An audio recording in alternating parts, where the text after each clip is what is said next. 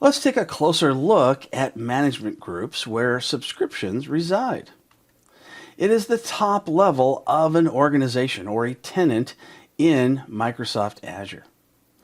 Subscriptions are directly beneath, so you can create multiple subscriptions inside a management group. It's important to know that all subscribers within a management group will automatically inherit the management group's conditions. So if you set any customization within the management group, all the subscriptions beneath it are all going to have those same inherited properties. In the Azure portal, we can take a look at management groups by typing in management groups in the search and opening them up. Inside the management group area, I have a couple of options.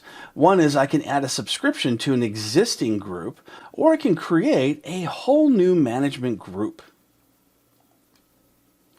I'm going to give the name and the ID the same thing. I'll just call it Group 2 and click Submit.